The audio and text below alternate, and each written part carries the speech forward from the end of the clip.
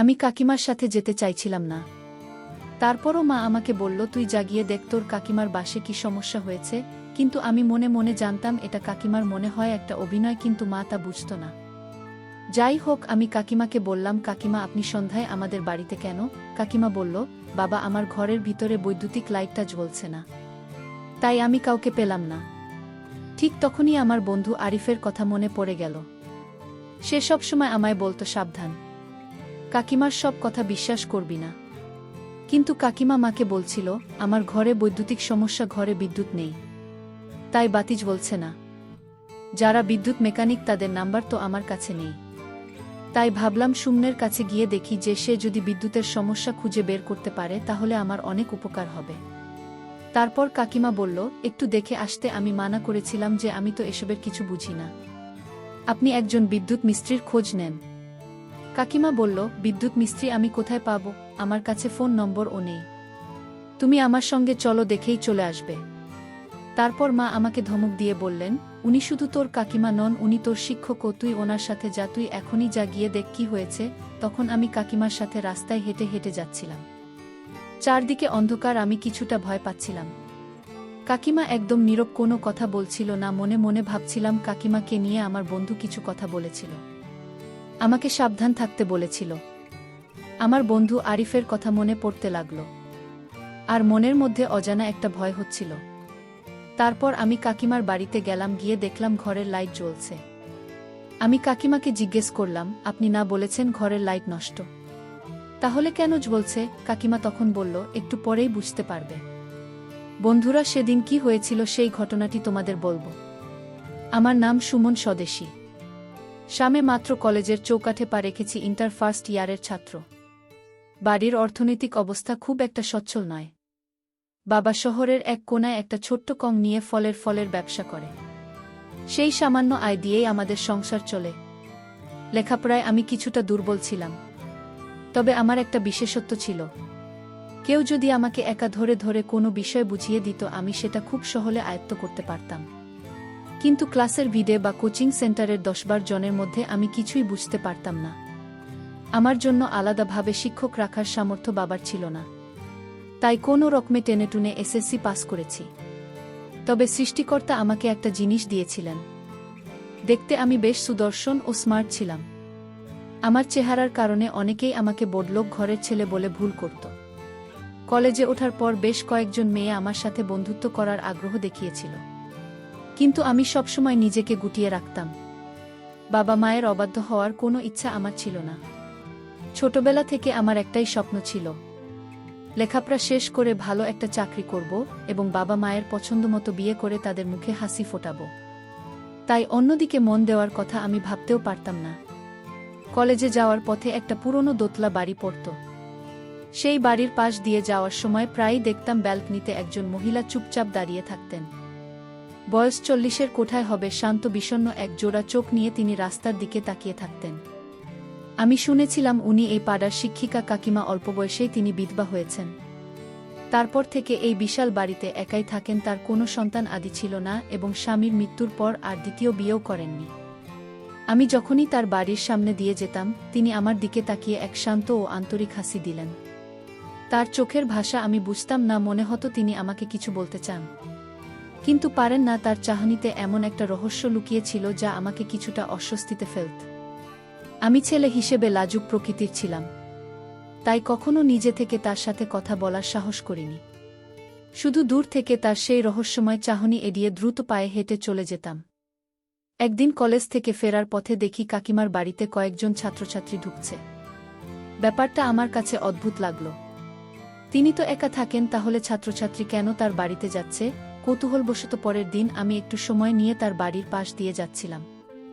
বাড়ির ভেতর থেকে ভেসে আসছিল পড়ার আওয়াজ, স্পষ্ট শুনতে পেলাম কাকিমা কাউকে ইংরাজি গ্রামার পড়াচ্ছেন। তার পড়ানোর ভঙ্গি, কণ্ঠস্বর আর বোঝানোর ক্ষমতা বাইরে থেকে শুনেই আমি মুগ্ধ হয়ে গেলাম।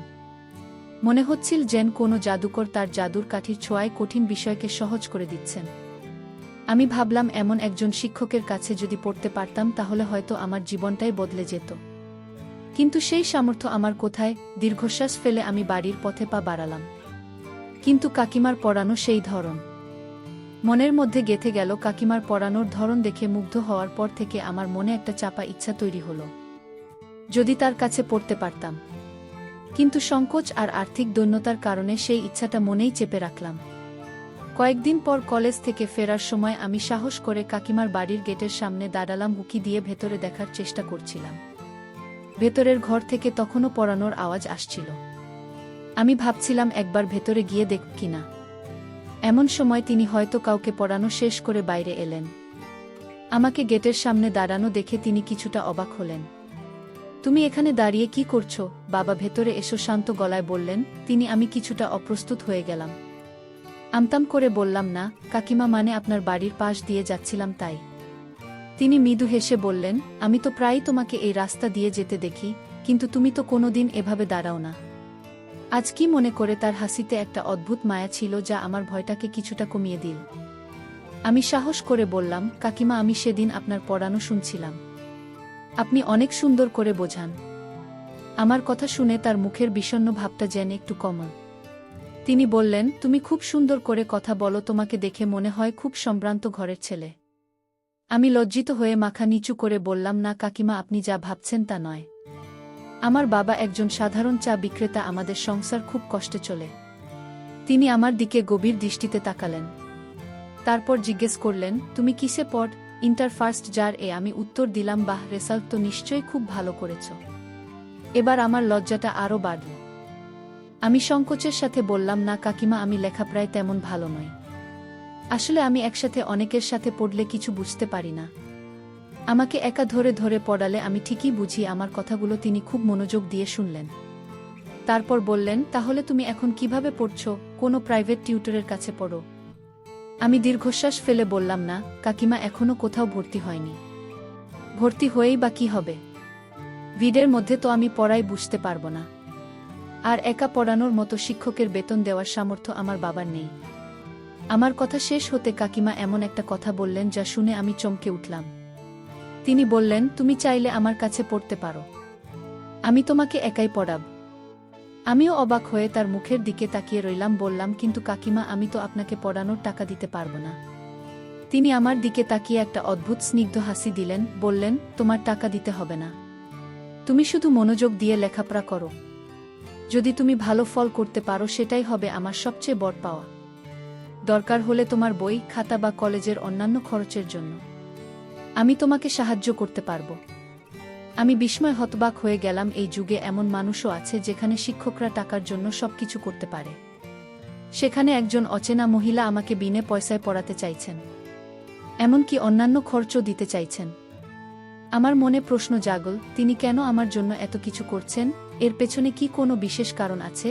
তার এই উদারতার পেছনে অন্য কোনো গোপন কারণ নেই তো? আমার কিশোর মন কৌতূহল আর কিছু বিভ্রান্তিতে ভরে উঠল।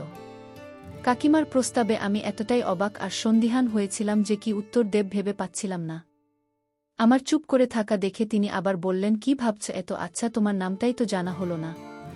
আমি বললাম, আমার নাম সুমন স্বদেশী। তাহলে সুমন স্বদেশে তুমি কি কাল থেকে আমার কাছে পড়তে আসবে? তার কণ্ঠে ছিল এক ধরনের আকুতি।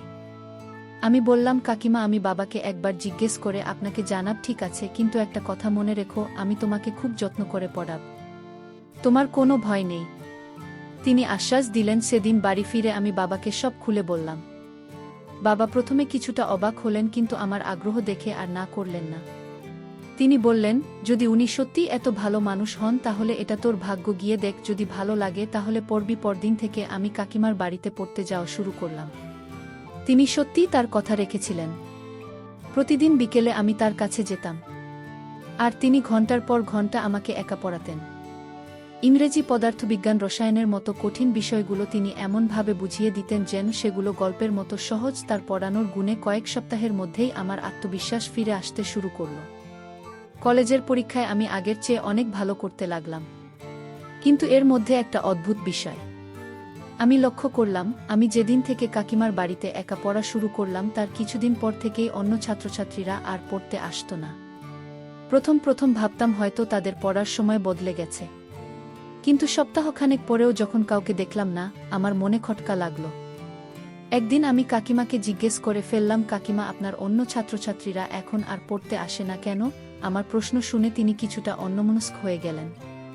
তারপর একটা দীর্ঘশ্বাস ফেলে বললেন, ওদের প্রত্যেককে আলাদা করে সময় দিতে হয়। কিন্তু আমার তো এখন আর ততটা সময় নেই। তাই ওদের ছেড়ে দিয়েছি। তার উত্তরটা আমার কাছে খুব একটা যৌক্তিক মনে হলো না, যে মানুষটা আমাকে ঘন্টার পর ঘন্টা বিনে পয়সায় পড়াচ্ছেন, তার হঠাৎ করে অন্য ছাত্রদের জন্য সময়ের অভাব হবে কেন? আমার মনের মধ্যে সেই পুরনো সন্দেহটা আবার মাথাচাড়া দিয়ে উঠল। তিনি কি শুধু আমাকে পড়ানোর জন্যেই বাকি সবাই ব্যয় করে দিয়েছেন? কিন্তু কেন আমার মতো একজন সাধারণ ছেলের জন্য তার এত আগ্রহের কারণ কি? কাকিমা আমার সাথে খুব ভালো ব্যবহার করতে, প্রায়ই আমার জন্য নাস্তা বানিয়ে রাখতেন, আমার কলেজের খোঁজখবর নিতেন, এমনকি আমার পারিবারিক সমস্যার কথাও মন দিয়ে শুনতেন। তার আচরণে কোনো খুঁত ছিল না। কিন্তু তার এই অতিরিক্ত যত্ন আর রহস্যময় ব্যবহার আমার মনের অস্বস্তিটাকে আরও বাড়িয়ে দিচ্ছিল। মনে হচ্ছিল এই আপাতত শান্ত বাড়ির দেয়ালের আড়ালে এমন কোনো গোপন রহস্য লুকিয়ে আছে, যা আমার জন্য মোটেও সুখকর নয়। কাকিমার উত্তর আমার মনের সন্দেহকে দূর করার বদলে আরও বাড়িয়ে দিয়েছিল। আমি বুঝতে পারছিলাম তিনি কিছু একটা লুকাচ্ছেন। তার এই নিঃস্বার্থ আচরণের পেছনে নিশ্চয়ই এমন কোনো উদ্দেশ্য আছে যা তিনি আমাকে বলতে চান না। আমার কিশোর মন নানারকম নেতিবাচক চিন্তায় ভরে যাচ্ছিল। এর কিছুদিন পর একদিন বাজারে যাওয়ার পথে আমার সাথে সেই ছাত্রদের একজনের দেখা হয়ে গেল, যারা আগে কাকিমার কাছে পড়ত। ছেলেটির নাম ছিল রানিফ। আমি সুযোগ পেয়ে তাকে জিজ্ঞেস করলাম, কিসের আরিফ, তোরা এখন আর কাকিমার কাছে পড়তে যাস না? রারিফ আমার দিকে কিছুটা অবাক হয়ে তাকালো। তারপর বলল, আরে ভাই, হার বল না, কাকিমা তো এখন আর আগের মতো নেই। আমি কৌতূহলী হয়ে জিজ্ঞেস করলাম, কেন, কি হয়েছে? রানিফ কিছুটা ক্ষোভ নিয়ে বলল, আগে আমরা সবাই একসাথে পড়তাম, খুব ভালোই চলছিল। হঠাৎ করে কাকিমা বললেন, তিনি আর একসাথে সবাইকে পড়াতে পারবেন না। তিনি এখন থেকে শুধু একজন বা দুজন ছাত্রকে আলাদা করে সময় দিয়ে পড়াতে চান। আমাদের পক্ষে তো একা পড়ার খরচ দেওয়া সম্ভব নয়। তাই আমরা সবাই একসাথে পড়া ছেড়ে দিয়ে অন্য স্যার এর কাছে ভর্তি হয়েছি। রাহাতের কথাগুলো আমার মাথায় যেন বজ্রপাতের মতো লাগল। তাহলে আমার ধারণাই শোধ। শুধু কাকিমার চিন্তায় ঘুরে ফিরে আসছিল এমন সময় আমাদের দরজায় কড়া নাড়া শব্দ হলো। এত সন্ধ্যায় আমাদের বাড়িতে সাধারণত কেউ আসে না। মা কিছুটা অবাক হয়ে দরজা খুলতে গেলেন। দরজা খোলার পর মায়ের কণ্ঠ শুনে আমি চমকে উঠলাম। মা জিজ্ঞেস করছেন, আপনি কে, কাকে চাই? ওপাশ থেকে যে উত্তরটা ভেসে এল তা শোনার জন্য আমি মোটেও প্রস্তুত ছিলাম না। একটা শান্ত কিন্তু উদ্বিগ্ন কণ্ঠ বলে উঠল, আমি শিমুলের প্রাইভেট টিচার, ওর মার সাথে একটু কথা বলতে পারি? এটা কাকিমার গলা। তিনি আমাদের বাড়িতে চলে এসেছেন। আমার মনটা ধরাস করে উঠল। আমি দ্রুত চেয়ার থেকে উঠে দাঁড়ালাম। মা তাকে ভেতরে আসতে বললেন। মা কিছুটা অবাক হয়ে জিজ্ঞেস করলেন, আপনি এত সন্ধ্যায় কোনো বিশেষ দরকার ছিল কি? কাকিমা ঘরের ভেতরে এসে আমার দিকে তাকালেন। তার চোখে মুখে ছিল রাজ্যের চিন্তার উদ্বেগ। তিনি বললেন, শিমুলের সাথেই খুব জরুরি কথা ছিল। ও দুদিন ধরে পড়তে আসছে না, ফোন ও ধরছে না, তাই খুব চিন্তা হচ্ছিল। তাই বাধ্য হয়েই চলে এলাম। মা এবার আমার দিকে তাকিয়ে কিছুটা শাসনের সুরে বললেন, কি রে, তুই পড়তে যাসনি কেন? আর তোর ম্যাডাম ফোন দিয়েছেন, ধরিসনি কেন? আমি কোনো উত্তর দিতে পারলাম না। মাথা নিচু করে দাঁড়িয়ে রইলাম। আমার ভয় আর অস্বস্তি দুটোই চর্গে পৌঁছেছিল। কাকিমা কেন এসেছেন? তিনি কি আমার বাবা মায়ের কাছে কিছু বলবেন? কাকিমা আমার অবস্থা বুঝতে পারলেন। তিনি মায়ের দিকে তাকিয়ে বললেন, আপা, আপনি কিছু মনে করবেন না। শিমুলের সাথে আমার একান্তে কিছু কথা ছিল। আমি কি ওকে 10 মিনিটের জন্য আমার বাসায় নিয়ে যেতে পারি? খুব জরুরি। তার কণ্ঠস্বর এতটাই আকুতি ভরা ছিল যে মা আর না করতে পারলেন না। তিনি আমাকে বললেন, যা ঘুরে আয় আর শুনে আয় ম্যাডাম কি বলেন। আমি ভয়ে ভয়ে কাকিমার পিছু পিছু আমাদের বাড়ি থেকে বের হলাম। রাস্তাটা ছিল অন্ধকার। ল্যাম্পপোস্টের আবছা আলো। আমি দেখলাম কাকিমা চোখ দুইটা ছলছল করছে। তিনি রাস্তায় একটা কথাও বললেন না। তারই নীরবতা আমার ভয়টাকে আরও 1000 গুণ বাড়িয়ে দিচ্ছিল। তার বাড়ির সামনে এসেই তিনি দরজা খুললেন।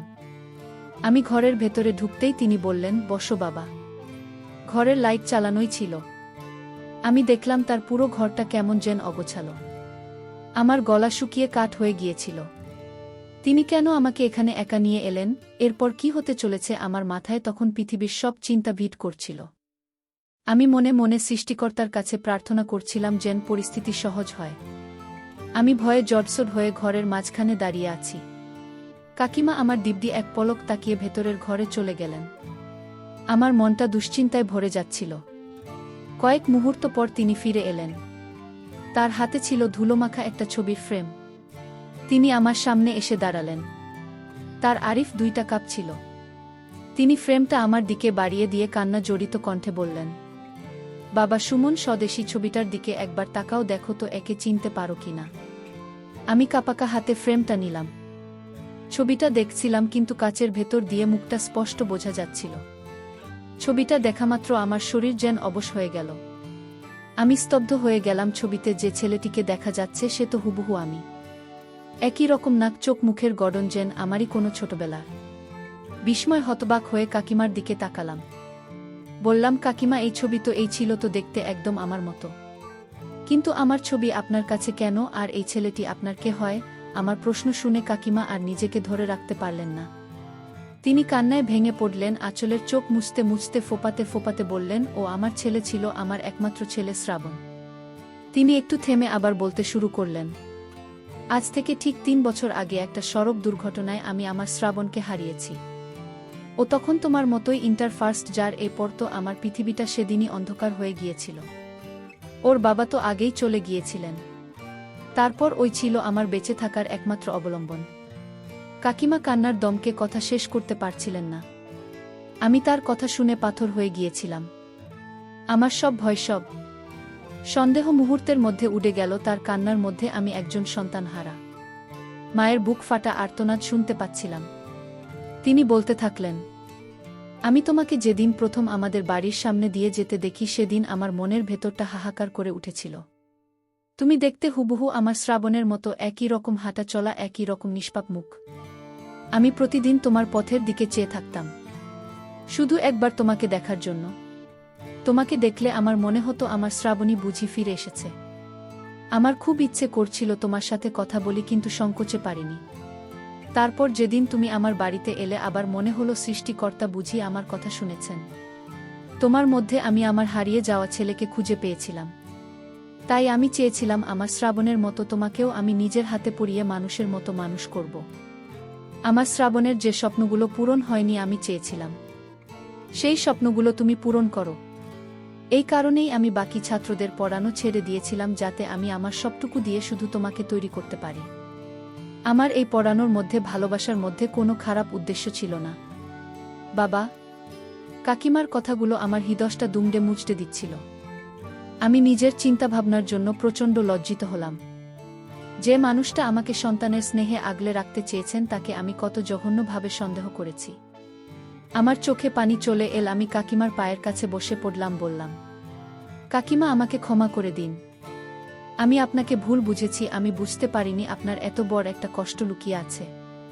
তিনি বললেন, তোর কোনো দোষ নেই বাবা, ভুলটা আমারই। আমার উচিত ছিল শুরুতেই তোমাকে সব খুলে বলা, তাহলে হয়তো আজ আমাদের মধ্যে ভুল বুঝাবুঝি হতো না।